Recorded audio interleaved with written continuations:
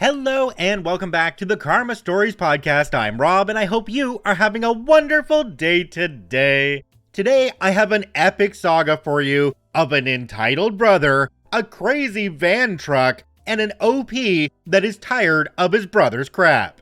The Karma Stories podcast is published to all major podcasting platforms, and you can also read along on YouTube under our @Karma Stories podcast handle.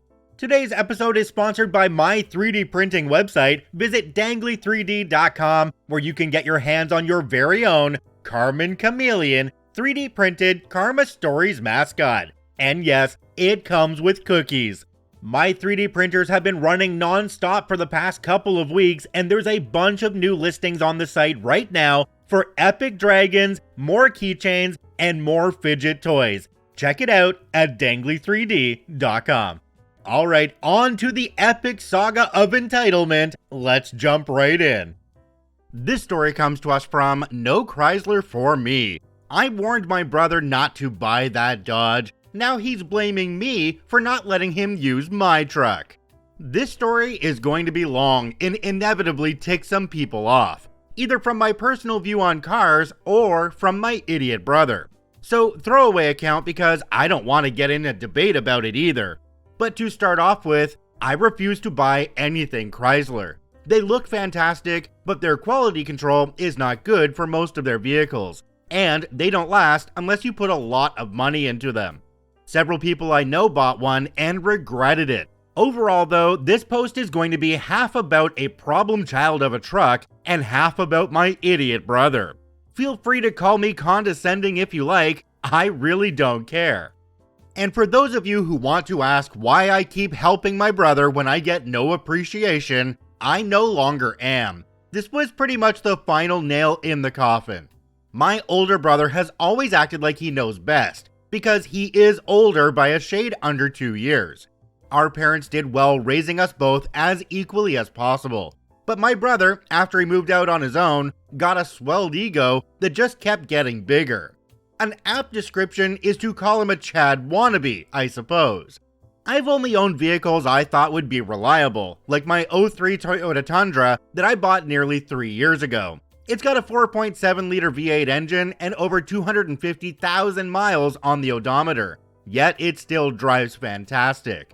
I paid $6,000 for it when I got it, and while my brother is a Chad, he's not one that's swimming in money. But what money he does have, he doesn't use very wisely. He's also got a 5-year-old daughter with his ex-girlfriend and has to pay child support. So he lives with a friend in a rundown house that's perpetually full of people doing illicit substances and eating Doritos. We're pretty sure he's helping his friend grow the substances and sell it too. His ex won't let their daughter anywhere near that house either. So whenever it's my brother's time for visitation, his daughter goes to our parents' house, and they adore her. She's a very good kid, but my brother often uses her as an excuse to try to get his own way on things, which you'll see later. Of all things, I guess my getting a truck really ticked my brother off. He was driving a Subaru Baja that worked just fine, but I guess the big brother has to have the bigger vehicle, or he feels like he's not a winner. I swear, he's had to turn everything into a pissing contest and try to one-up me on everything since I was 18. For example, when I decided to get in better shape and started working out to build some muscle, he decided he was going to become Thor. That's how far he tries to take things. He went out and sold the Baja, then splurged on an '01 black Dodge Ram 1500 4x4 that I warned him not to buy. And he acted so proud of it. I suppose it'd have been okay if he got a Ram with a Cummins diesel in it, but no, he got a complete piece of crap that was already way worn out. When he showed me the ad, I looked it over and told him flat out, do not buy this truck. The paint was really rough and worn away, especially on the hood. Dents everywhere, lots of rust, and there were a few other red flags that I pointed out. He acted like I'd ruined his day, and then called the truck's worn out appearance Patina, which I joked was a good name for the truck. He really didn't like it though. I warned him that he should get a Toyota, a Ford, or a Chevy because they all make much better trucks. But no, he went out and bought that worn out Ram with over 200,000 miles on it. And yes, he overpaid. Or at least in my opinion he did. He got it for $3,000. He said he didn't want a boy truck like my Tundra, he wanted a man's truck like a Ram. I warned him that the truck was going to fall apart, but he dismissed me. The truck itself was slightly lifted, the rims were rattle can painted matte black, it had a rusty and dented steel aftermarket front bumper with a broken winch that had to be cut off with a saw because the bolts were so rusted, the paint was really bad, the rockers were basically gone from rust, the dash was cracking, the interior looked like there was a knife fight in it, the suspension squeaked a lot, and the tires were worn. I took a ride with him in it, and the shocks felt like they were completely dead, the transmission was slow to shift, and it needed a tune-up. And as much as I thought my older brother was an idiot, I did want him to at least feel happy with his purchase, since he already got the truck. So I helped him work on the Ram. I'm no mechanic, but I could swap some parts. My brother opted to try and fix the rust and paint the truck. One of his friends who owed him a favor knows how to weld and has a shop we could use. They used some scrap metal to jerry-rig some new homemade rockers on the sides and made patches everywhere there was bad rust that had to be cut out. Not sure how the guy did it. And it was a mix of recycled sheet metal and cut tubing, but it could have been worse looking. For painting the truck, my brother originally wanted to use cheap Rust-Oleum paint, but that crap doesn't set right and doesn't last. So I made him get a better brand of paint. It was just some single-stage black paint primer in one. I painted practically that whole truck with a $20 Harbor Freight spray gun. And I'm not dissing on the spray gun, damn thing actually worked pretty well. My brother and his friend handled sanding the frame and redoing the undercoating with spray paint. They had to weld a few rust patches in the frame as well. My brother put in some used aftermarket headlights he found online, which were cheap junk that I knew wouldn't stay looking nice for very long. But he refused to get OEM style ones. He fitted a junkyard cold air intake despite my protest, and went out of his way to install a CB radio that he never used. And he put a bumper sticker that said Zombie Patrol. I had to convince him to replace the worn tires because the ones that were on it were not safe. But he acted like they were fine as is. They were in pretty bad shape and, to be frank, needed immediate replacement. He rolled his eyes at me about it, but ended up taking my advice when one of his friends, who's not a complete idiot, told him the same thing I did. Later, went with him to look at some used tires he found to buy that were stupidly cheap, but they were pretty old, dry cracked, and cupped all over. For those who don't know what that means, it's when tires get uneven wear up and down because of vibrations and wobbling in the wheels, which is generally caused by bad bearings, old tie rods, loose ball joints, etc. I said that no mechanic in their right mind would mount those tires because it's a safety hazard, and told the seller that they were not safe to use or sell, and he'd be much better off taking them to the dump. My brother was not happy with me over that, but ended up buying used tires in much better shape from a local business that sold and mounted them.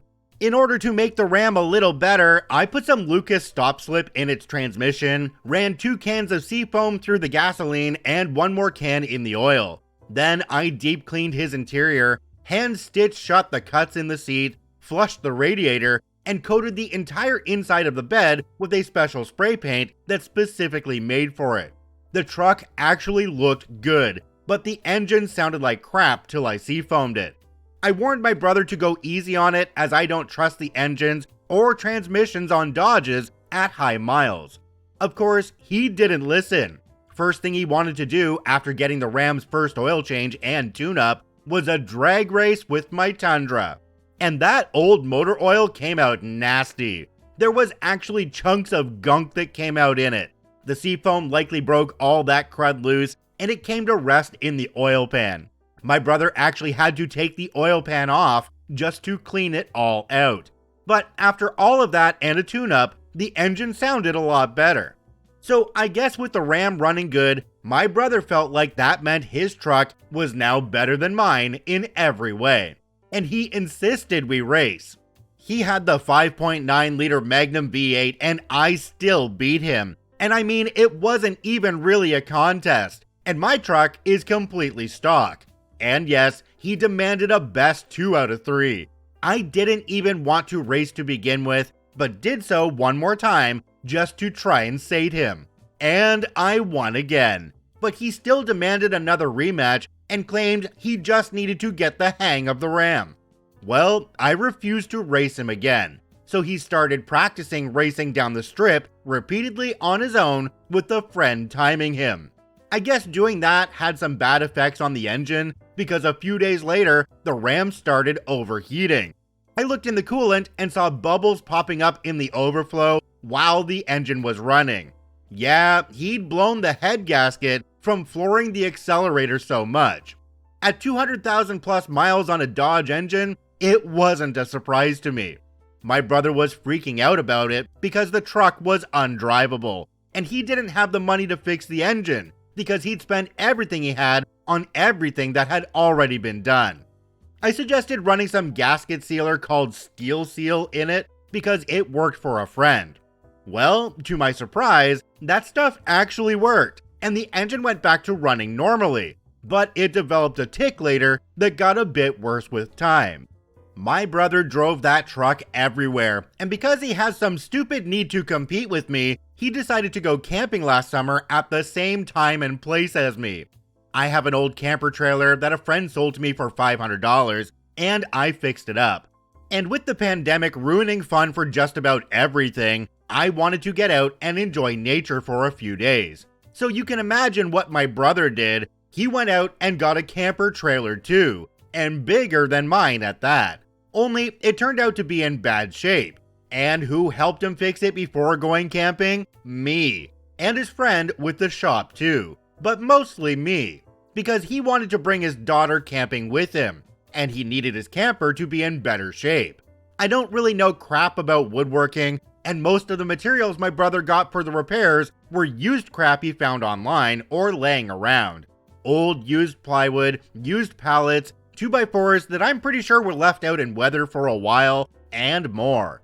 All stuff he got for free from people in the area that wanted it gone.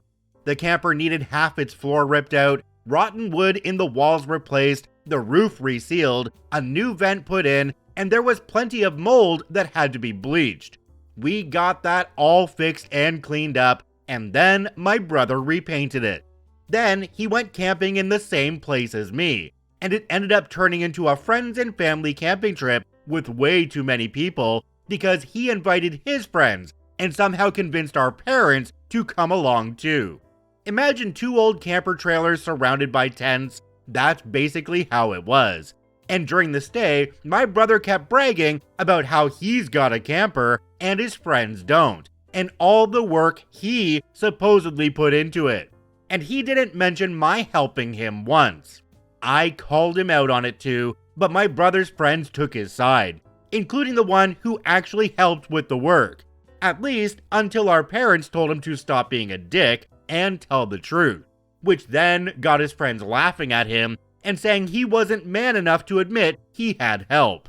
And later, my brother confronted me and called me a mama's boy for sicking our parents on him, which made no sense at all, and I told him as such.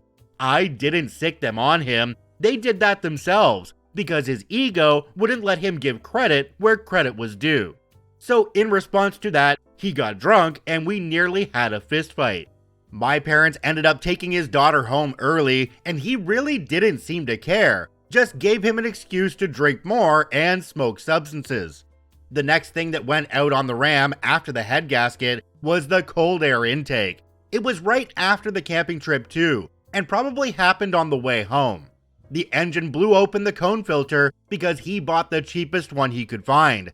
I wanted to put the OEM filter setup back in, but no, it just wouldn't be cool, as he said.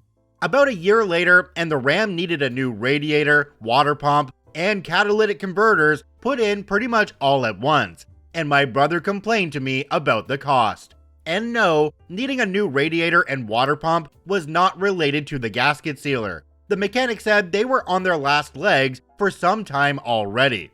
The dash was also cracking and falling apart so bad that after a while, it was practically made of JB Weld and duct tape covered with spray paint. The used aftermarket headlights he was so proud of putting in went foggy as well. He also broke a U-joint in his drive shaft, and not from rough driving either. The U-joint broke at a red light in the middle of town. And then, after all of that, his rear bumper got yanked off, and he wouldn't tell any of us how it happened, but I found out from one of his friends. He got drunk and thought it funny to prank someone by chaining their rear bumper to a post. They figured out what he did and moved the chain to his rear bumper instead. He was really drunk and gassed it hard enough that the rear bumper came right off. He couldn't report it to police or insurance, or he'd have gotten a DUI. I got a look at the damage, and the bumper was pretty much unusable, and the mounts were sheared. My brother and his friend with the shop found a replacement aftermarket steel bumper that was off a junked truck and welded it on. Not sure if it was from another Ram, or if they just got any old steel bumper and made it fit. They had to fix some dents in it with a hammer and blowtorch, then rattle can painted it black. My brother refused to say how much that whole mess cost him, but I suppose that some good came out of it. He's avoided driving drunk since then. And before anyone chastises me over not doing anything about it, I was darn close to anonymously telling local police he was drinking and driving. And then, after all of that, it finally happened. I kid you not, a week before my brother's 30th birthday, he blew out his transmission. Just got in his truck and tried to go to work when the transmission jerked and made a loud noise, then started leaking fluid and died. I told him to just cut his losses on the truck, but he insisted he could fix it. He found another transmission in a junkyard that was untested for like $200 and had it put in. It shifted a little rough even after the fluid change, so I put Lucas in it for him and it seemed to make it better. But then that transmission died only 2 months later. He looked up the cost of a rebuilt transmission and it's nearly as much as how much he paid for the truck. Plus, the mechanic advised he get an aftermarket cooler for the transmission if he was going to get it fixed. I think my brother finally had it at that point because he put the Ram up for sale. He's not going to get a lot for it in its condition, what with scrap metal rust repair, a dead transmission, and an engine tick, its value is highly diminished. And now he's blaming me and saying I should have prevented him from buying that piece of crap truck in the first place. I reminded him of how I warned him multiple times. What did he want me to do? Tie him up and lock him in a closet till someone else bought the Ram? He was adamant he wanted it and refused to listen to me. Our parents have called him an idiot that's just trying to pass the blame on me because he wanted a man's truck so badly that he didn't consider whether or not it was crap on wheels. He was warned, he didn't listen. I could have given him an "I told you so," but I think he got it enough from our parents. Right now, he's putting around in his ex-girlfriend's old Ford minivan, which she pretty much gave him out of pity because it looks like crap and really isn't worth anything. And he's got RBF anytime I see him driving it because he hates it so much. And with gas and used car prices being so high right now, I doubt he'll be getting a replacement truck anytime soon. My brother then got what he believed to be a brilliant idea. He wanted me to let him use my truck while I used the minivan he got from his ex, because he claimed to be a laughing stock among his friends now for the vehicle he's currently driving. Well, he hangs out with other people who are just like him, so it's probably true. But he still had to learn no is a complete sentence that day from more than one person. His initial reasoning was that he'd rather be seen in a boy's truck than a chick's car. Any wonder why his ex dumped him? He absolutely went off on me for telling him no, then actually implied he'd just borrow my keys anyway. I told him that if he takes my truck, I will have the cops on his butt. I've got a tracker installed, and there's a camera outside my apartment watching the truck, so he's not touching it. He then gaslit me and said it was my fault for getting a truck in the first place and making him want one. I said it wasn't my fault he sold his Baja. then asked him what entitled him to my primary vehicle more than me, just because his broke. Then he claimed he needs a better vehicle to get around when he has his daughter. I reminded him that his daughter had no bearing on whether or not he drove a minivan or a truck, and it certainly didn't mean he needed my truck just for my niece. In fact, the minivan was a lot better of a vehicle for him to be driving his daughter in anyway. Rather than admit defeat, he actually tried to get help from our parents by calling them on speaker in front of me, and they sided with me immediately, despite his pleas of being a daddy in need of a better vehicle for his little girl.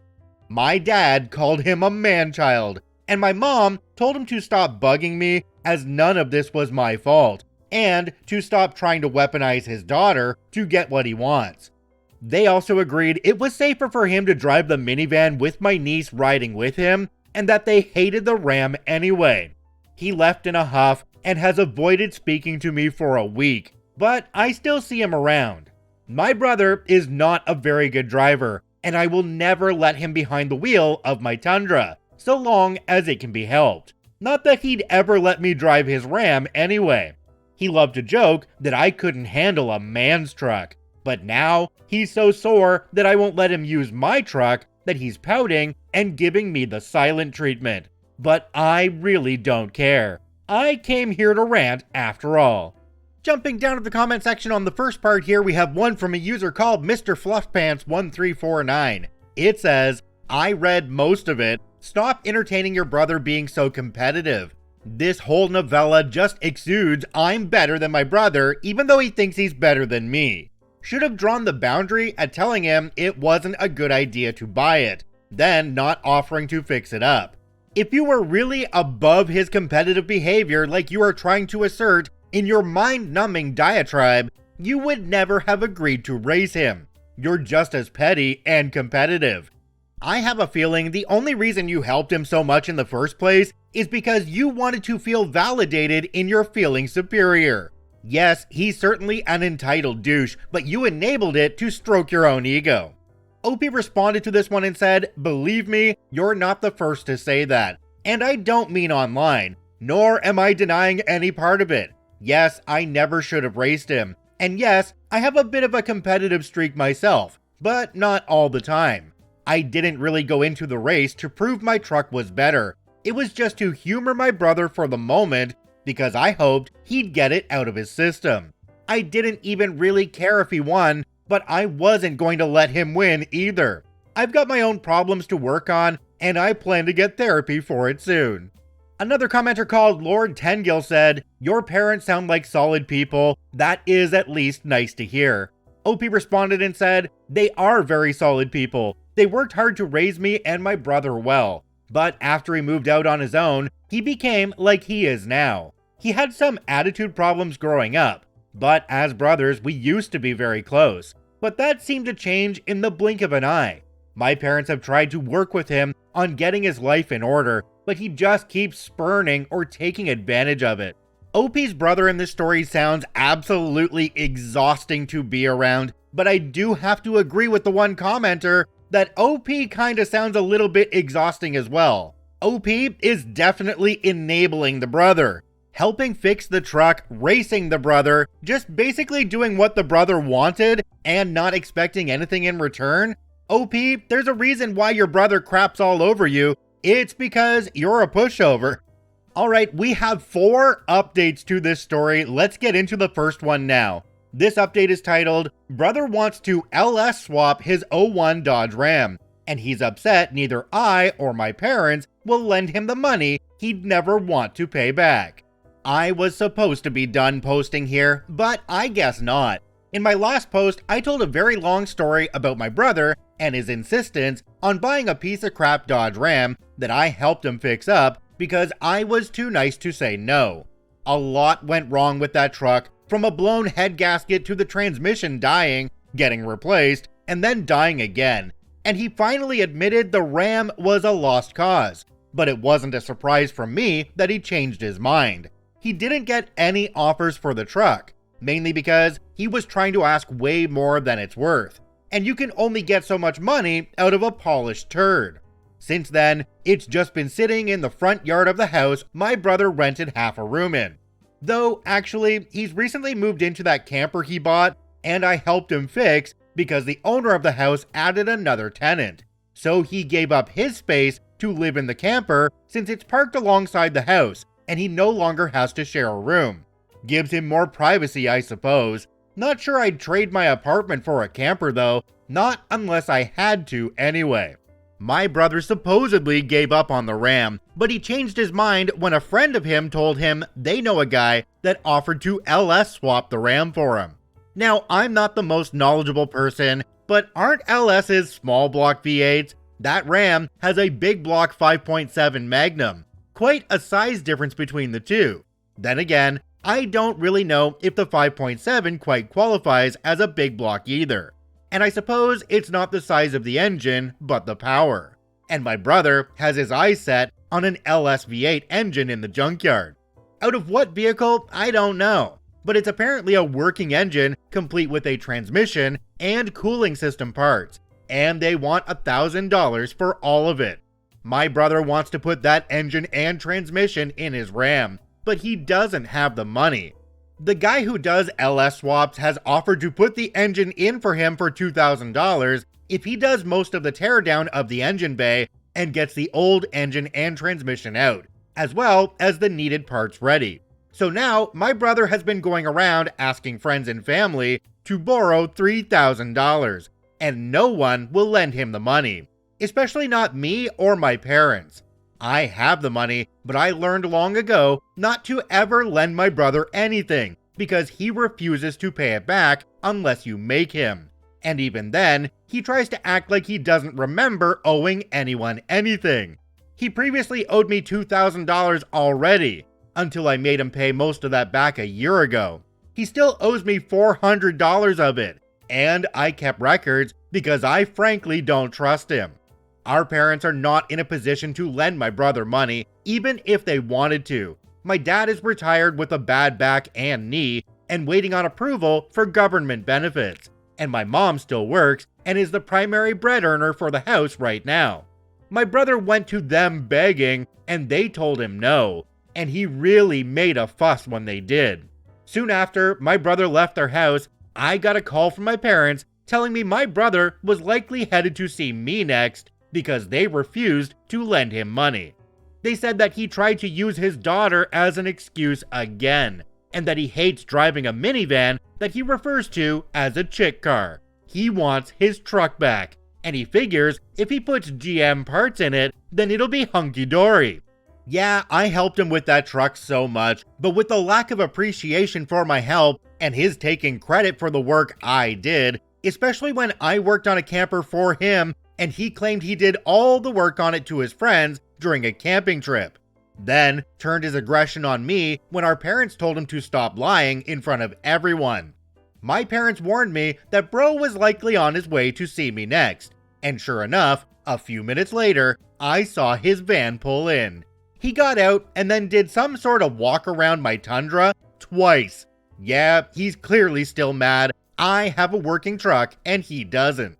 In my previous post, I talked about how he actually wanted me to trade vehicles of the minivan for my Tundra when his Ram died, and then he threw a tantrum when I refused.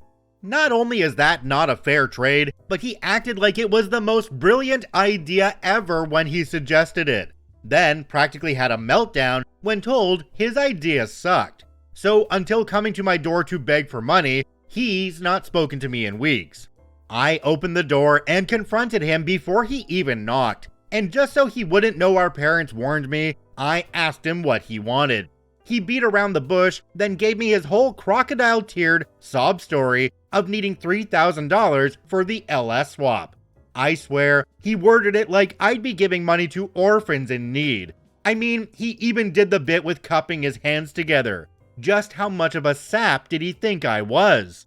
I told him to stop begging and reminded him of the money he's already owed me for years now, which he conveniently didn't remember. Till I went to my closet and pulled out all of the old IOUs he signed, and the total of all those loans I had written down, as well as a dated record of every payment he'd made with a signature on each one. and the total of how much he still owes. There's no way he could forget how I made him sign that sheet every time he made a payment, and I stated as much. Then said I could never trust him to pay anything back, and could file to sue him tomorrow for what he still owes me if I wanted to. He was not happy and called me a douche. Then he complained that all he wanted before was for me to lend him my truck so he won't look pathetic. I told him he looked pathetic regardless of what he was driving, and I'll never let him borrow my truck, nor would I argue about it again. He got mad and said I sucked because I couldn't just give him a little help when he needed a leg up. I laughed when he said a little and yelled at him that I've helped him a lot, and then listed all the things I could remember doing for him the past 2 years. And he was never appreciative, took credit for stuff I did, and hardly ever even gave me a thank you. He took advantage of my kindness and bled it dry, but now I'm fresh out. Then I told him he's the real douche, and I'm never lending to him again. Then told him to get out and not come back till he was ready to apologize to me. He left without another word. When I watched him from the window, he started kicking one of the tires on his van as hard as he could till I think he hurt his foot, because he fell on his butt and then flipped me off when he noticed I was watching. He practically crawled back into the van and drove off. A mutual friend has told me he's depressed now, but is going around looking for ways to make extra money with odd jobs. Nothing wrong with honest work, but I also hear he's still begging for donations. The mutual friend even texted me a picture of a coffee can with truck fund written on it that my brother has been carrying around. I'm not putting any money into that can, that's for sure. I still think my brother should sell the Ram and cut his losses, but if he wants to put an LS engine in it just to keep it, then fine. I want nothing to do with it.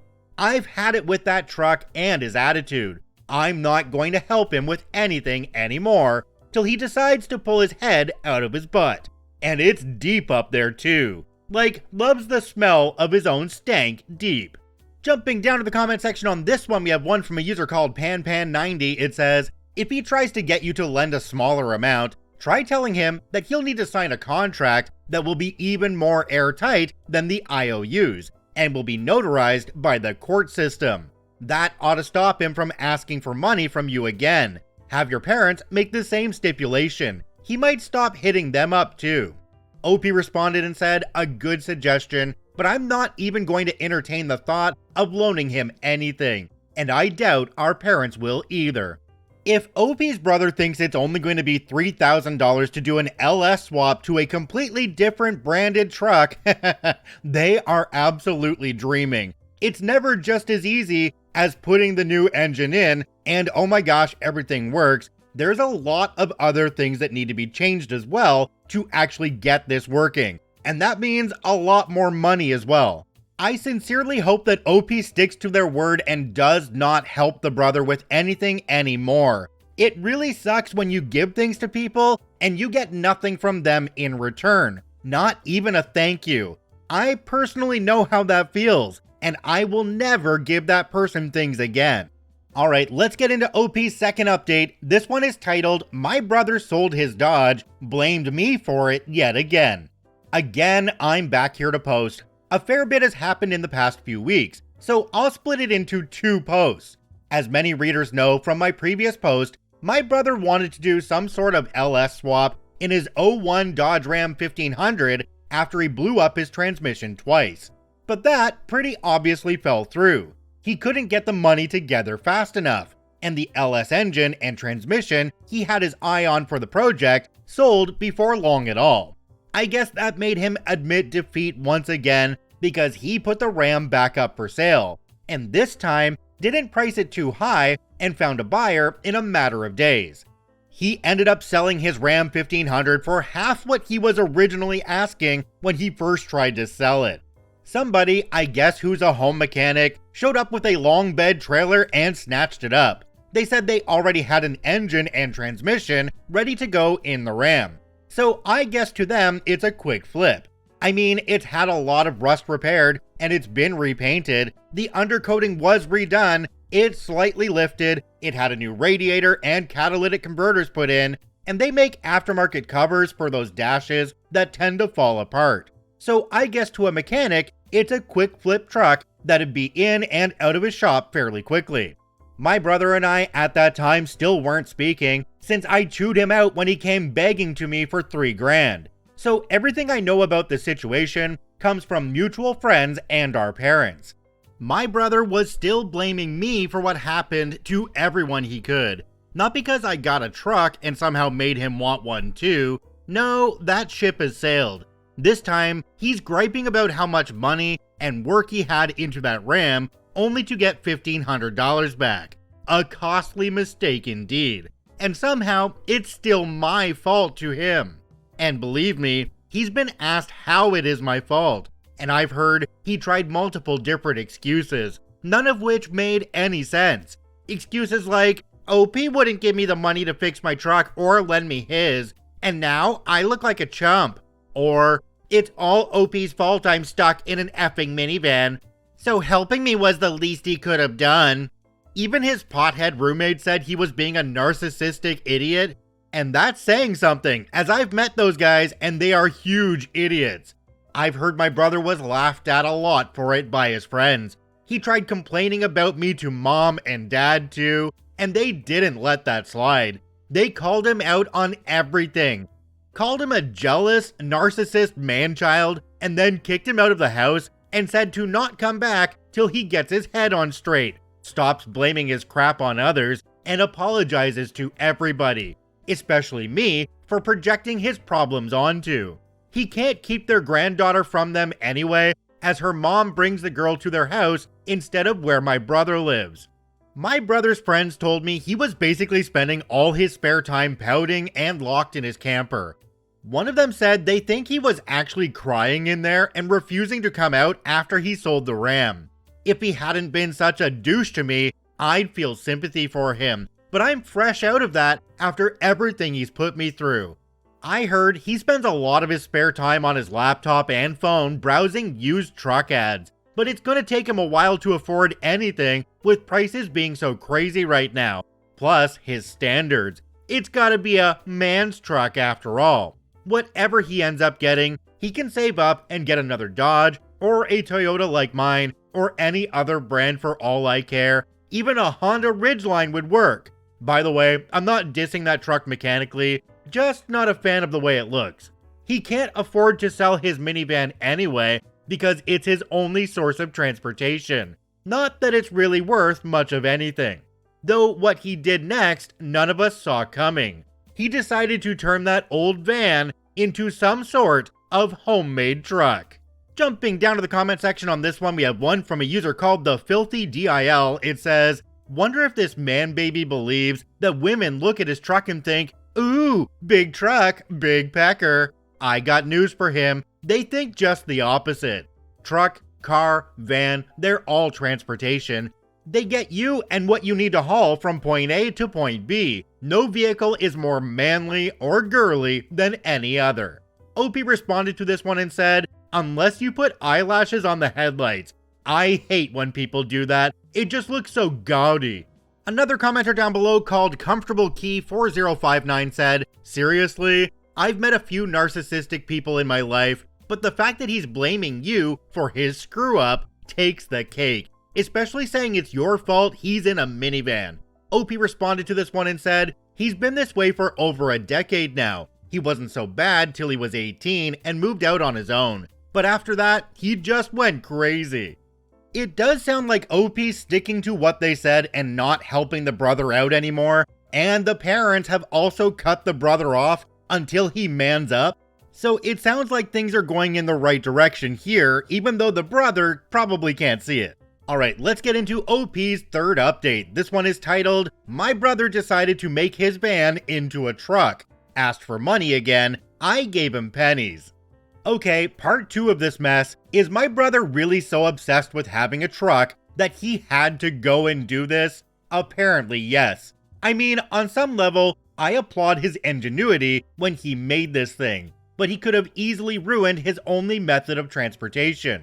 Of course, it already looked like crap anyway. I didn't describe it in detail before, but the minivan that my brother's ex gifted him was pretty old and from the 90s. The paint looked like crap, dents everywhere, the rear window was busted out and replaced with plastic. It has over 200,000 miles on it, and it wasn't worth much. A van like that, with that age and high miles, could develop a bad problem at any time. So the fact that my brother decided to put any money into this conversion, I find so weird. Though you may be asking where the entitled part is in all of this. Well, I'll tell you. My brother went asking our parents for money again, and had basically the same reaction when they refused him last time. He showed up giving them an apology for what happened last time he was there, then basically held his hands out asking for cash. They just told him to leave, and then they called me saying he came to them with the craziest idea of wanting to turn his minivan into a truck. They said they weren't lending him anything, and he literally told them that they just wanted him to suffer. Yeah, he was suffering so much to have a working vehicle that he had to hack it apart. My parents warned me to be on the lookout for my brother, so I waited by the window. He showed up nearly as fast as last time, parked right next to my Tundra, stared at it for a moment after getting out, and then shook his head. I think he was trying to convince himself that he doesn't like it anymore, even though he borderline pined over my truck when he wanted us to swap vehicles. I startled him pretty good when I opened the door before he even knocked. I asked if he was there to apologize after what happened last time. He acted like there was nothing for him to apologize for, until I pointed out exactly what from my previous posts. He was basically like, "Oh, yeah, that." The best I got was the most insincere, "sorry about that," I've ever heard. Then he went right to asking me for money. I asked him what happened to the money he got from selling the Ram, and he said he wasn't touching that money because it was the start of his savings for a replacement truck. But until then, he was hoping I'd lend him some money, even though he still owes me, because he had a fantastic idea. He was going to hack off the back of his van and make a truck out of it. I said that was idiotic, but it was his van, so he could do whatever he wanted to it. Just leave my truck alone. He went pretty deadpan when I said that, but basically went back to saying he was just trying to make his van cool, and that he'd seen pictures online of what a conversion would look like. Then went out of his way to show me some Google pictures on his phone. I finally had enough and said that if he wanted money so bad, I'd give him some. He looked so happy, until I handed him a canning jar full of pennies and sarcastically said not to spend it all in one place. I'd been putting pennies into this jar little by little for 10 years. I like to keep the pennies separate from the quarters, nickels, and dimes. I imagine there was $30 in pennies in that jar at most. He gave me a very dirty look, but still took the pennies. I then told him not to bother me with favors ever again until he was really ready to own up to the crap he put me through and apologize for real. The next part of this comes from what mutual friends have told me, including the guy who owns the shop my brother worked on both the Ram and van in. My brother drove that van into his friend's shop and spent a week modifying it. He used an electric saw to hack the whole back end off of it, starting from behind the front seats. If this was some sort of throwaway fun vehicle, I'd get a kick out of it. But this is his primary vehicle. I don't think he can even legally drive his daughter in it anymore because it no longer has back seats. My brother also apparently wanted to cut the exhaust and straight pipe it into stacks too. But thankfully, someone had the sense to tell him that wasn't legal and he'd get pulled over. He pretty much spent a few days cutting and welding on this van. And honestly, I've seen worse, though I can't fathom why he bothered to put any money into this thing.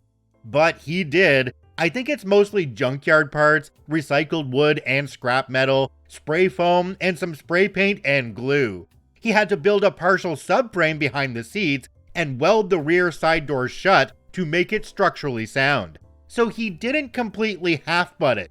He made a new backing behind the front seats out of recycled plywood with a hole cut into it for a plexiglass window that was glued in. He rattle-canned the whole vehicle primer black with some red accents. The homemade truck bed he put in the van was also made out of recycled wood, and he built some sort of tailgate the same way, and also mounted the spare tire on the back of it. He also lifted the van a little using those twist stud things that you screw in between parts of the coil springs in the suspension so they don't constrict as much from the weight of the vehicle and add height to it. I've seen it done before, and I guess he did too and ordered some. He also managed to find some slightly better tires to put on it. He spray painted the old steel rims red, and the tires he had put on are beefier but far from new. The previous tires were on their last legs anyway though. He also added some tube frame right behind the cab with a couple of mismatched LED lights on it and a tow hitch on the back. Oh, and he finished it up with another Zombie Patrol bumper sticker like he had on the Ram. He said the truck is powerful enough to tow his camper. Well, it's got a V6, so why not, I guess.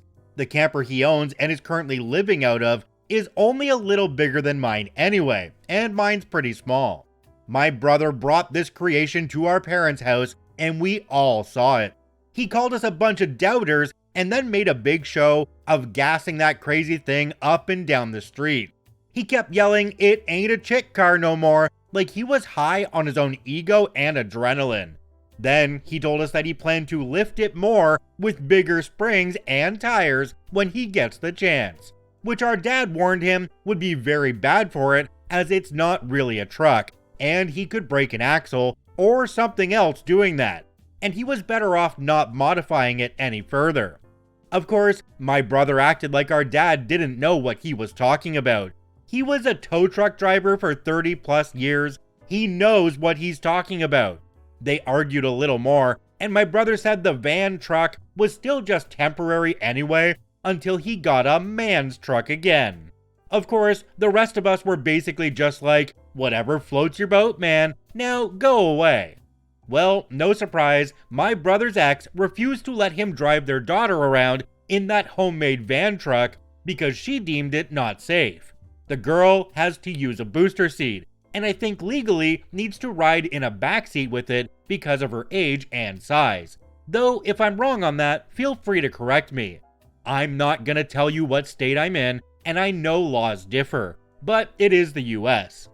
My brother's daughter also wasn't happy to see her mom's old van hacked up either, and said she didn't like it. And my brother apparently kept trying to convince her it was super cool. It's not. At least not for someone's primary vehicle. A fun vehicle for having a redneck good time, sure, but not a daily driver. He's driving this thing nearly every day to intentionally show it off. And he's extremely proud of it because I guess his friends seem to like it as well. Or at least that's what they tell him. No idea if they're just laughing behind his back or not. Someone suggested to me a while back to prank him by putting a funny bumper sticker on his van. Maybe I will. He's done it to me before. The last my brother and I spoke, he basically cornered me after work when I was getting dinner at a Burger King and was talking like an elementary school kid at recess, saying my Tundra sucks because it's so boring, and his van truck was way cooler because it was something more original. Yeah, I really don't care, and told him as much. Then, of all things, he actually wanted to drag race me again. Then, got pissed when I told him no, because for one thing, he blew the head gasket on his Ram doing that before, and I really don't care to race him again because I'm not that stupid. And if he blows the head gasket or transmission on the high mileage van truck too, I'm not gonna help him fix it.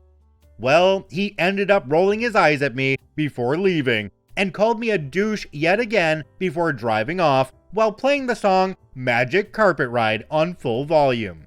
He really has it in his head that he's super macho, doesn't he?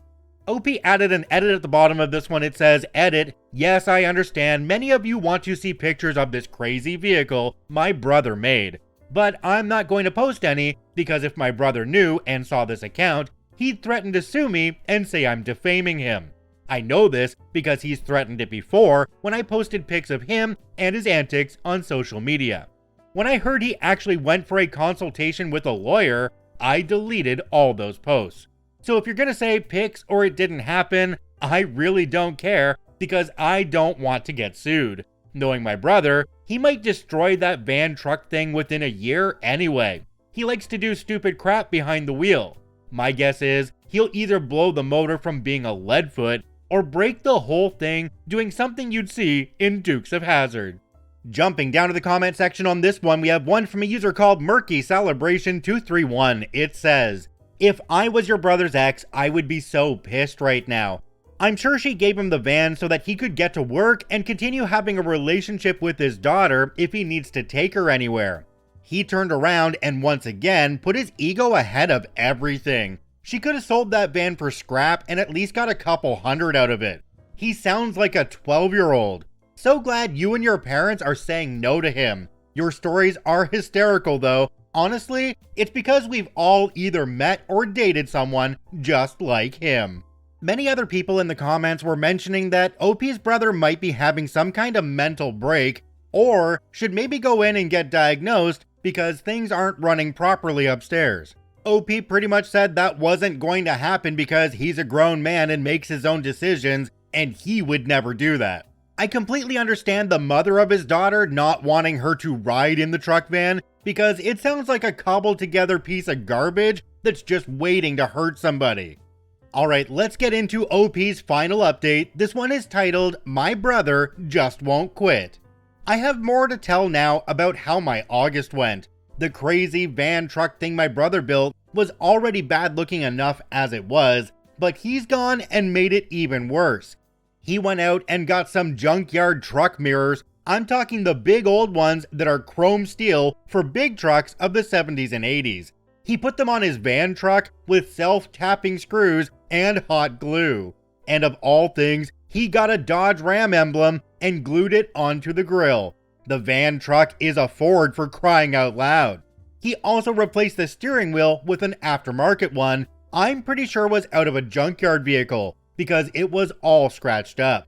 He also somehow found some bigger and beefier rear springs and installed them in the back, then removed the twist studs he already had in the front springs.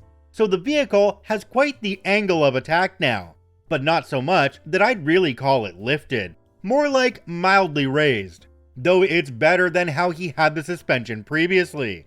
And the extra bit of height in back does help a bit when he's towing something. But the stupidest thing of all he did was he got some neon orange truck nuts and hung them off the tow hitch. I was visiting my parents when my brother showed up in this abomination and went out of his way to show off what he'd done to it. He calls it the mini ram. Our parents openly said it was just plain stupid looking. I took one look at it and went out of my way to fall over laughing in the grass just because this was so insane. I don't know how he even insures this thing. He called me a jackbutt for laughing, and I just laughed some more. Our parents and even a neighbor joined in on the laughing, and my brother just drove off without another word to any of us. I know I was pretty insensitive to laugh like that, but darn it, it was just too funny not to. My brother went back to sulking, and then went back to looking for odd jobs to make some extra cash. He borrowed Dad's old Harbor Freight utility trailer and started hauling garbage to the dump for people who can't or don't want to do it themselves as a side hustle. On this, I will compliment him because it's good, honest work, and he's actually not overcharging anyone, but that's as far as my compliments go. I actually heard from a mutual friend that a couple of the people who hired my brother to haul their garbage only did so because they just love to see him using that crazy mini ram he built. They get rid of their garbage and get a good laugh. Not sure if it's a win-win for my brother since they laugh at his expense, but he is making money, so I wouldn't care if I were him. He's potentially going to be driving that thing for a while till he can afford to replace it, so he's going to need to grow a thick skin when people laugh at him. He's not asked I or my parents for money again since last time. and Mom and Dad thought it was hilarious when I told them I gave him a jar of pennies when he came begging a while back. But what he has been since then is insufferably irritating. It's gotten to the point I even suggested my brother get a mental evaluation. It started with me deciding to go camping for the weekend. After work on Friday, I hitched my camper up at my parents' house and drove to my usual place. It's by a river and basically a free area to camp in. I got lucky and there wasn't anyone else around, till I saw the mini ram making its way down the road with my brother's camper in tow and another car behind it. The first words out of my mouth were, "Give me an effing break." Of course, it was my brother and a couple of his pothead friends. Just why, God?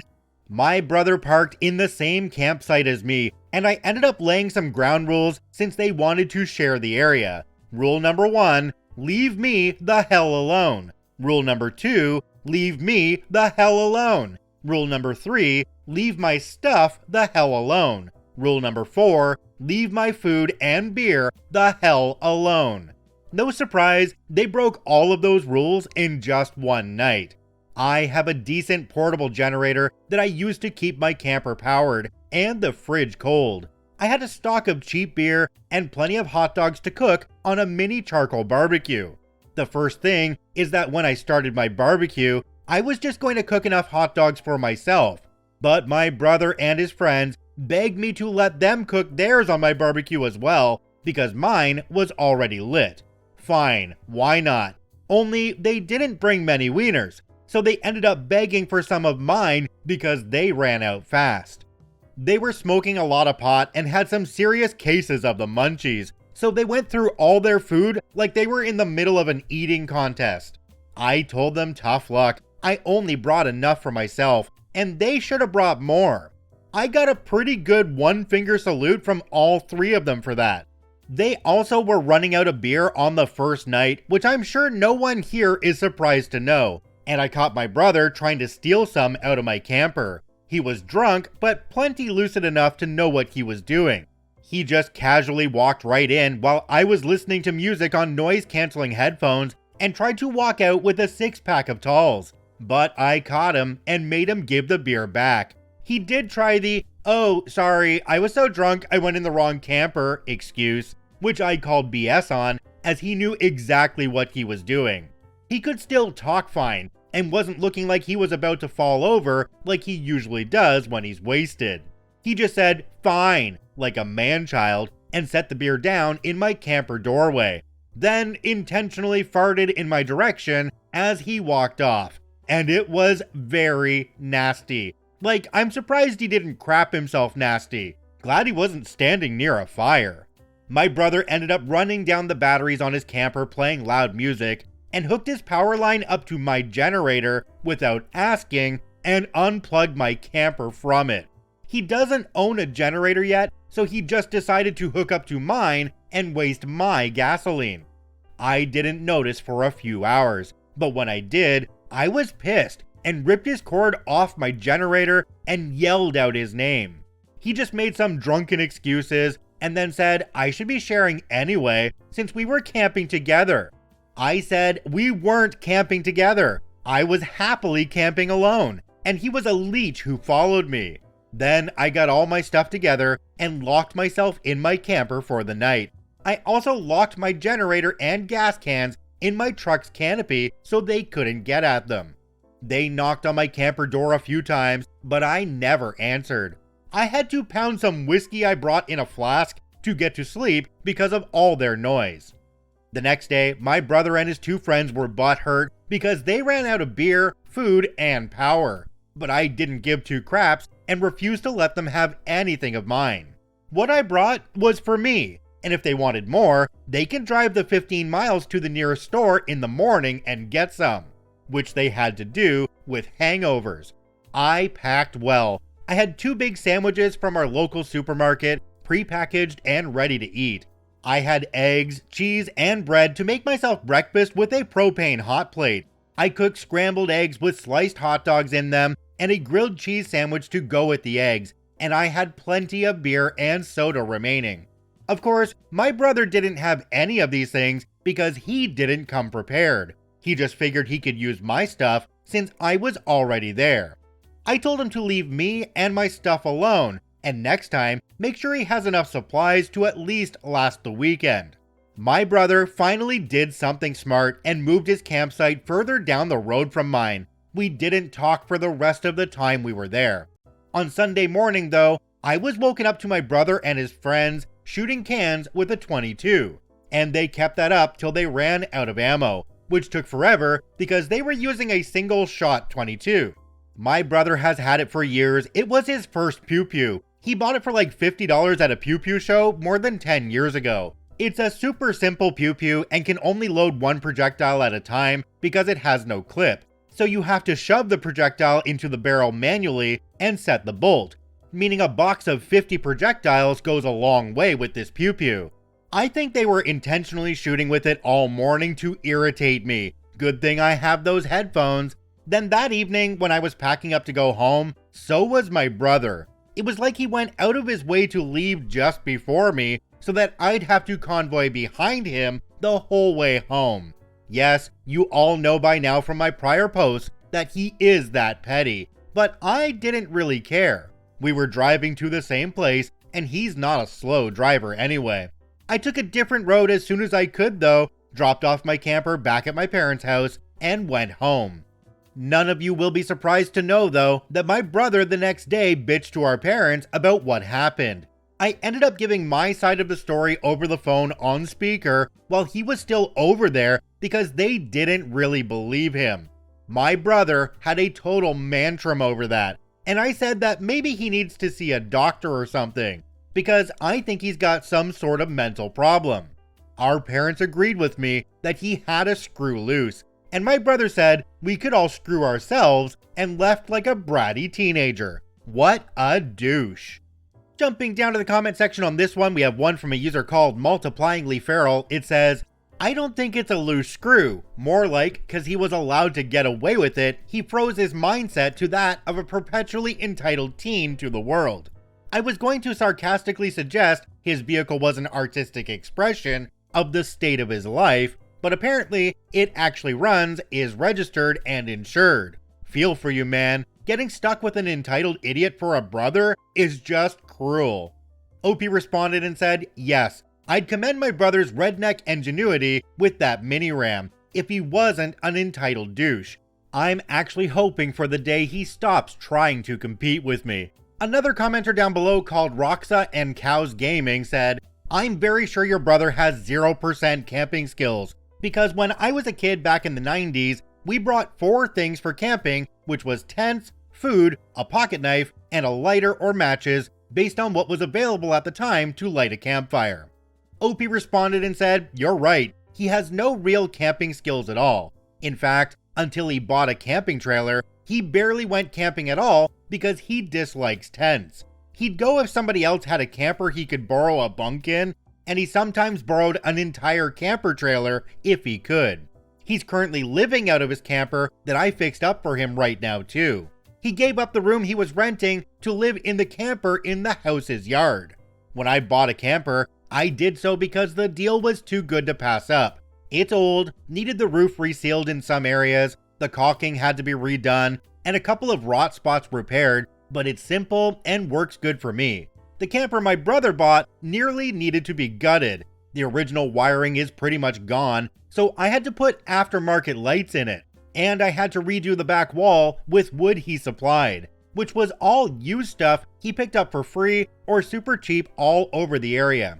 Even the screws he had me use were all secondhand in a big jar. When we were kids, we had a hobby of walking a few miles along the highway to see what we could find. On a good day, we'd find something we could use or sell. Clothes, tools, toys, even jewelry on a rare occasion. Though the jewelry we always turned over to local police in case someone came looking for it. Nails, screws, nuts, and bolts were the most common find along the road. We'd put them in separate jars to use in making and fixing things later. I don't do the highway walk anymore, but my brother still does, because he'd rather spend a Sunday doing that than buy a box of screws at the hardware store. It gets him some exercise at least. but I'd rather spend the $5 for a box of new screws. Prior to my getting a camping trailer or my truck, I used a tent. I would also put a cot in the bed of my truck after I got it and sleep inside the canopy. I feel safer sleeping with solid walls around me, but I don't dislike tents. I would get in my old car, drive 50 miles or so into the country, and spend a couple of nights alone in silence. My brother didn't care to follow me camping then, but ever since the glamping started, he's been on a mission to screw with me. Alright, so this part here is the end of the truck van saga, but OP does have 3 other updates regarding the brother that are kinda related but kinda not. Let's get into those ones now. The first one is titled, "My entitled brother likes to steal my beer, so I bought the worst tasting beer I could find and left it out for him to take." Not long ago, I posted about how my brother went out of his way to follow me when I tried to go camping alone. Him and his crazy vehicle he calls the Mini Ram that he made by cutting up a minivan and adding all sorts of other mods. My brother has stolen beer from me before on previous camping trips because he and his friends always drink too much and never buy enough. And when he followed me to my camping spot with his own camper a couple weeks prior, he tried to steal a 6-pack from my fridge and acted like a big baby when I made him give it back. So I thought up this little gem of an idea, but it was no easy feat as my brother will drink just about any beer so long as it gets him drunk. To try and find a beer that was truly nasty, I started asking around and buying different brands. After a couple weeks, I hit pay dirt. I won't say the brand name of the beer, but it was bad. There was so much hop to the flavor that it made me shudder every time I took a swig. I could barely finish one bottle without puking because it made me gag so much. So this stuff was perfect. Also, I know some people really like that kind of overly hoppy beer. I'm not trying to offend, but to me, it was just horrid. I started openly talking about going camping again in my favorite area and getting my friends to join in. My brother easily got wind of this and decided he wanted to go camping too. He showed up with his mini Ram and camper about 2 hours after I'd gotten to the campsite. Only this time, he didn't try to park next to me, and instead went to the next spot about 100 yards further down the road. My friends and I partied it up in our own way, played music, danced like idiots around a fire, played stupid games, all the usual. And knowing my brother, he and his friends would run out of beer at some point and try to mooch off us, because they have no concept of drinking in moderation. They didn't bother us on the Friday night, but on Saturday night, around 1 or 2 a.m., my brother hobbled over asking for beer. We all just ignored him like he wasn't there, which made him get an attitude. One of my friends brought his big cooler and was keeping all our good beer and food in it, and we kept the cooler near us, or locked in my truck at all times. Inside my camper, I left 2 full 6-packs of that horrid beer in the mini fridge. My brother just grabbed them and walked away. He acted like he was being sneaky, but seeing a drunk man act like he was invisible was just hilarious. After a half hour later, my brother came hobbling back and looking sick. He started demanding to know what was in the beer I bought. I started asking him what he meant because I didn't give him any beer. He looked flustered for a moment and then finally just said he took some beer from my camper. I asked him if it was the no-name brew and he said yes. I laughed and said that stuff was crap, he could have it. I even pulled out another 6-pack that was minus the one I drank when I tested the beer and tried to hand it to him. He looked like he wanted to throw up at the sight of it and left. Then, just to be extra petty, my friends and I snuck over to his campsite after a little while and left the remaining 6-pack on top of his cooler. He and his friends were all wasted and actually still drinking the nasty beers I tricked them into stealing, and their faces all showed how bad it was. Every time one of them took a swig, it was followed by RBF. But they were so drunk that they probably wouldn't even notice there was more of that same beer. My friends and I watched from nearby as they kept drinking and making sour faces. My brother eventually puked on himself. and then ran into the river to get it off of himself. He threw up some more in the water. It wasn't a pretty sight. Even though we could barely see him in the dark, we could still hear him. He repeatedly threw up with his face in the water and made loud gurgle noises, then cursed my name over and over again. That's when we finally had enough of watching them. I didn't see my brother or his two friends again until well into the afternoon. They were all badly hungover, and despite how much they drank, they couldn't forget that nasty beer they had the night before, especially since the bottles were littered all over the ground. My brother actually demanded I apologize, and I just laughed and said, "You actually want me to apologize to you for stealing beer from me?" And then we all started laughing at him. He left humiliated and we didn't interact again. I drove home before he did this time, and he's not spoken about what happened to our parents, and I've heard nothing from mutual friends. I guess this time he wants to keep his humiliation a secret. I think next time I'll get some beer spiked with laxative to leave for him. That might be funny. Alright, OP, here's what you need to do. You need to go out and buy some really good beer for you and your friends. Then you need to buy a whole bunch of the really nasty beer. And hear me out here, you need to swap the labels on them. Then, your brother will try to drink all of the crappy stuff that has the good labels, and you guys get all the good stuff that has the bad labels on it that they don't want to touch. Or, for added dramatic effect, get non-alcoholic beer and put the good labels on that stuff, just to see how they react to it. That would be epic. Alright, OP's next update is titled The Growler Runs. Well, I actually managed to pull it off. I wanted to go camping again while it was still good enough weather a few weeks ago, and tricked my brother into following me again, since for some reason, he keeps following me every time I went camping up until this point. To the same darn place, no less. Both of the same friends who went with me last time also tagged along for this because they didn't want to miss it. After planning the trip, I made sure my brother knew about it by going out and buying a used portable DVD player off of Marketplace. Yet another thing that can be considered a luxury while camping. Yes, I know they're outdated, but I like DVDs, and most laptops don't come with disc player drives anymore, and you have to connect one. So a portable DVD player you can watch a movie on your own with is nice. But I know my brother, if I have something he doesn't, he has to find a way to either get a similar thing, or get something better to compete with me.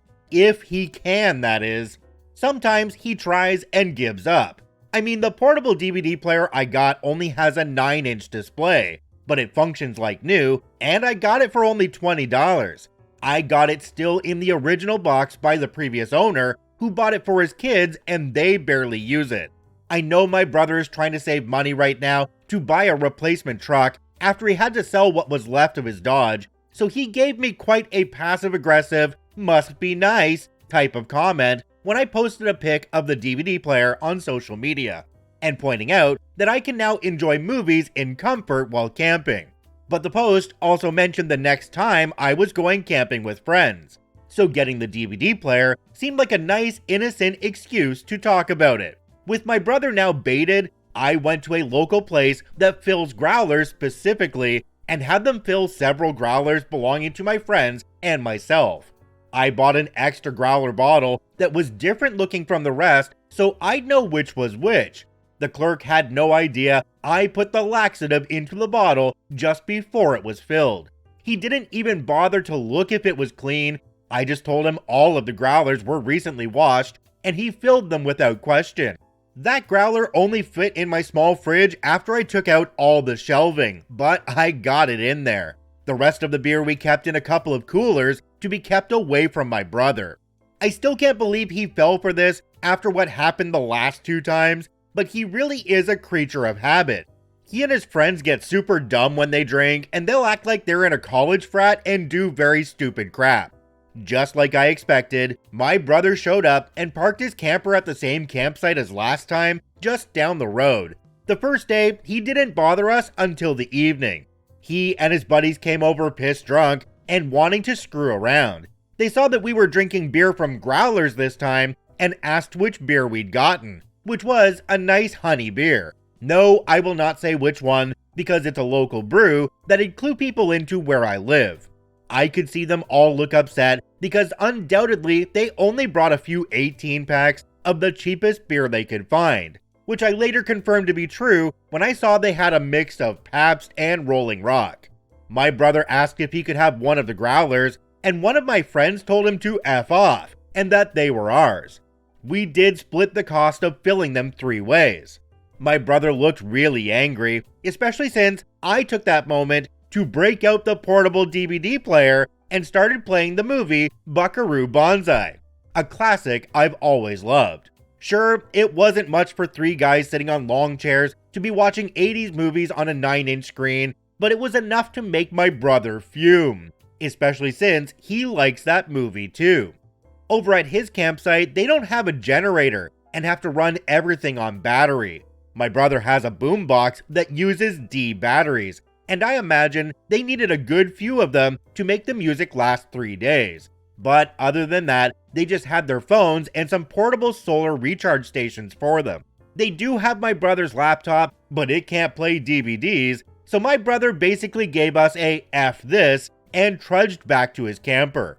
We started to think the prank would be a bust because my brother didn't make any moves on the growlers that night or nearly all of Saturday. He and his friends didn't even interact with us. We figured maybe they had enough cheap beer to stay sated this time and didn't want any more trouble. But stupid is as stupid does. And on the Saturday evening right at dusk, my brother snuck over and raided my fridge while we were out for an evening swim in the river before losing the light. Truth is, we only did that to see if he'd come running in to steal the growler while we were all away while it was getting dark. And that's exactly what he did. We saw him make off with the growler from my fridge with a crap-eating grin and giving us the finger as he ran away with it. We had the coolers locked in my truck, so the fridge was the only place for him to look. He and his friends made a big show of drinking the honey beer out of disposable cups right in front of us and laughing. We pretended to be mad and said we'd get them back for that while shaking our fists. Well, the prank was already underway. The laxative was supposed to be a tasteless liquid that mixes with anything. I figured I could use the whole bottle and it would just water down with a gallon of beer. I figured it was just enough laxative to ruin someone's day. Though looking back, I definitely shouldn't have used it all. To give a visualization of the results, imagine that bathroom scene from Dumb and Dumber times 3 and no bathroom. One of them nearly crapped his pants when it first hit. They were squatting behind bushes in the dark. We could hear it all. They were moaning and groaning with all the nasty wet fart noises to go with. I think they were all squatting out there for hours. The smell was horrid too. I haven't smelled anything that bad in ages. And I guess they didn't either, because their own smell was making them puke too. Puking and crapping at the same time. Oh, poor Kenny's dad. That's an old inside joke we sometimes use because of a South Park episode. But yeah, I took this prank too far. But it was too late to do anything but let it play out by then. I went over and took back the growler and washed it out in the river. Some people warned me before that my brother might try to sue me for the prank, but he can't sue if there's no evidence, and everybody denies it ever happened. To make matters worse for my brother and his friends, a couple of guys from a family that was camping further down the river heard and smelled them and walked in with a couple of bright flashlights to ask if they were okay. My brother had to awkwardly explain that they just had some bad beer and politely asked them to go away and not worry about him. My brother and his friends spent some time cursing my name and having awkward conversation with each other since they couldn't do much of anything else while their bowels and gag reflexes were out of control. At one point, I think I heard my brother say, "Oh God, it's all over my shoes." And when they finally were able to stop, they had to go cool their butts in the cold river. The water was okay during the day, but pretty chilly at night. My friends and I all stopped drinking as soon as my brother stole the growler so we could sober up and drive home in the middle of the night before my brother could retaliate against us. and he would have definitely retaliated if we were still there by morning. I didn't want to risk him breaking something expensive in a mantram, so we were out of there. My brother did call me angry the next day's evening. The laxative plagued him and his friends all day and night, and they had to make 3 pit stops on the way home. I just laughed and told him this is what he gets for being a thief, and to never steal my beer from me again. Besides, I don't think he and his friends would want anyone to know about what happened either. And my friends and I won't say anything if he and his friends don't. My brother begrudgingly agreed to that. I also wanted him to stop following me every time I go camping. If he wants to go camping, do it some place or time I'm not, because I'm sick of him following me just because he wants to F with me. He agreed to that as well, and no one has spoken a word to anyone about what happened, except me posting here, that is. Jumping down to the comment section on this one, we have one from a user called SalimB8. It says, OP, you're petty as F, and I don't think I've loved anything on here more than I love this right now, mate. Drama, intrigue, a mantram, your story had it all. If your brother doesn't learn from this, force feed him more tainted growlers. OP responded to this one and said, oh, if I deign to prank him again, I'll try and think up something comparable. Brother is absolutely a creature of habit in this story, and OP could get him over and over again with any kind of pranks they wanted regarding the beer, because it sounds like the brother might be a bit of an alcoholic. Now, one thing I wonder is why OP doesn't just go camping somewhere else completely different from before and not tell the brother where they're going. If OP really wanted some privacy, I'm sure they could get it, but it sounds to me like OP really enjoys screwing with the brother as well. Alright, let's get into OP's final update and see where this all ends off. This update is titled, I went camping without my brother, and he went camping without me. He hated it. I guess maybe my brother only liked camping if it meant screwing with me in some way. 2 weeks after I pranked my brother with laxative spiked beer in a growler, I went camping again, this time in a completely different place deeper in the hills and forest. I went alone this time too. I know a lot of y'all are probably thinking, yes, it seems like I go camping too much. Well, that's because my brother ruined several trips till I got back at him, and I wanted one final trip to make it up for the year. And admittedly, having a camper trailer makes a nice home away from home. I don't know if you've ever had such a pleasant morning where you wake up to just the nicest fresh air and feeling good and rested for a change. But that's how it was for me on this trip. I was worried that my brother might try to follow me again, but he didn't. He didn't even try to go camping at all while I was out there. And he knew in advance where I was going to, as we've both been there before. I went up to a reserved camping area that had a lot of open spots because since summer ended, people aren't camping as much. I parked my trailer in a good spot, met a few nice people, had some beers while sitting outside and watching movies on the portable DVD player, caught up on some light reading, enjoyed roasting marshmallows with some other people, and making s'mores. It was a really simple and enjoyable time. I actually attracted some attention with the portable DVD player because no one there had seen someone use one in a while. I mean, they're so handy. Why are people not still using them? You should be able to go to the electronics store right now and get one that can play Blu-rays. But I ended up drawing in a young married couple who were camping next to me by watching a DVD of Ford vs. Ferrari. Such a good movie. And it opened the door for me to hang out with a few other people there. A lot of us gathered around a fire pit. I had stuff for s'mores, so did they. So it was just a grand old time of a s'more party. Though we did comedically bicker a bit over which chocolate is best for the s'mores. Hershey's all the way. It went just how I like camping to be. No one to wake me up by knocking on my door. No one asking for beer handouts. No one trying to screw with me. Friendly neighbors who don't make a ton of noise. Making new friends, etc. I haven't had that good of a camping experience since before COVID. And back then, I didn't have my camper either. So this experience was extra good for me. I ended up singing the praises of how good the camping trip was online after I got home, and my brother seemed rather perturbed by it because he had another passive-aggressive comment, which he later removed because our parents saw it too and harped on him for trying to gaslight me again. If I recall, the comment was something like, "Must be nice to enjoy camping alone and having everything you want." It was pretty obvious he was trying to bait me, but it didn't work well.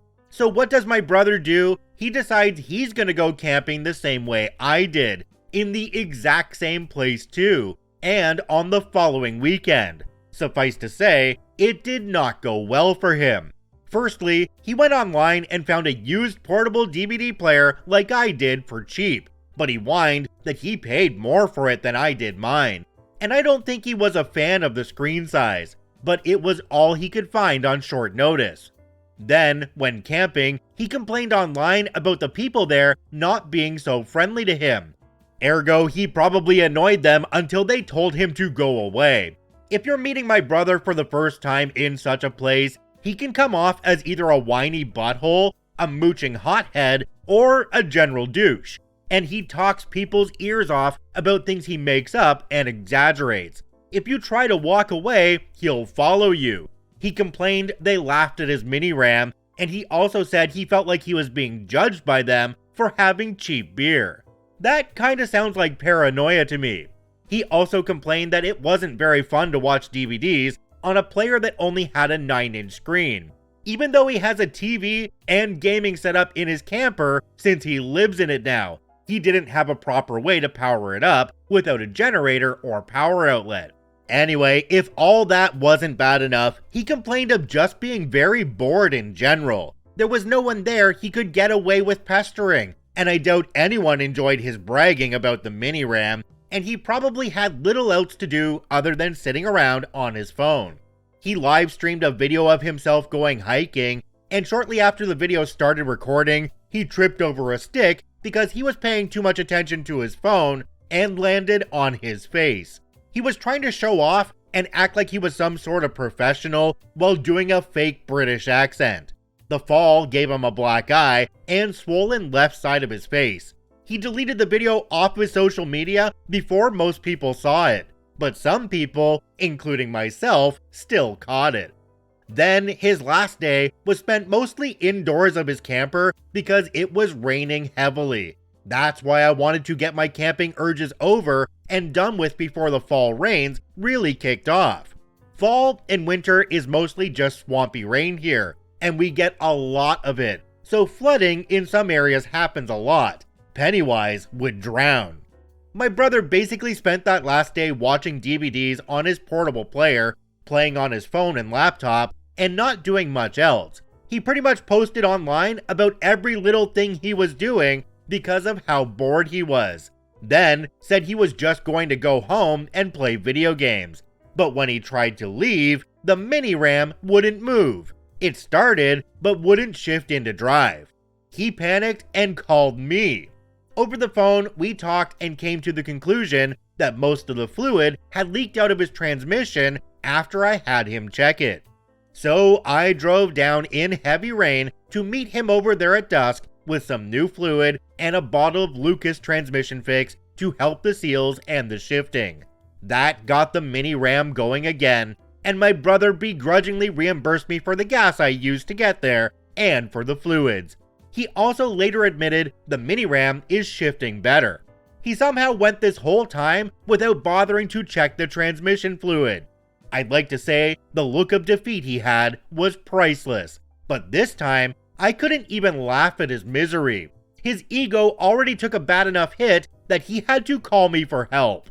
I reminded him that his mini-ram was a vehicle on borrowed time, and it likely wasn't helping the transmission with all that extra weight he was towing around with his camper. For once, he didn't disagree with me. Normally, he's pretty jerkish around me in general, but on this day, we didn't fight or even disagree on anything. He's already invested enough in stupid redneck mods on that van truck without much return other than feeding his own ego. My brother's ex-girlfriend told me she pissed away enough money on that van long before she gave it to him, and he cut it up into the mini-ram. Once the engine or transmission goes, maybe someone else would be interested in buying what's left of it. I ended up towing his camper home for him so he could go easy on the mini Ram's transmission. And just to make him feel a little better, I brought along my old set of walkie-talkies, and we had some fun talking back and forth with them.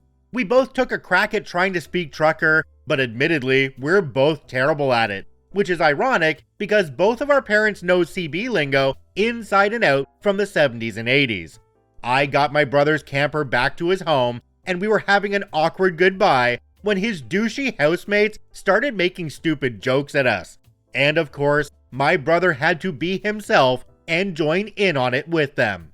Till I whispered about how they might want to know how he fell on his face, and then he told them to shut up. That was pretty much the end of that. So it took all the way until the end of this saga for me to realize that OP's brother really is being egged on by the roommates. The brother was on their own when OP came out to tow the trailer and didn't make fun of him or crack any jokes or anything, and on the way home they had fun with the walkie-talkies. So it sounds like when OP's brother is around other people and getting into the sauce, they become a really crappy person. But maybe the brother was just putting on a show so that OP would tow the trailer home and there wouldn't be any issues getting his property back home. If I were in this situation and the brother had done so many things to me in the past and then wanted me to come out and tow his trailer home and get his van truck working, I would say, no, you can be stranded for a few days, it serves you right. If you enjoy daily Reddit stories, I encourage you to follow and add us to your favorites on whichever podcasting platform you enjoy the most. And if you're watching and listening on YouTube, please hit that subscribe button and drop a like on the video. It really helps us out. I thank you for watching and listening. I hope you have a wonderful day, and we'll see you tomorrow.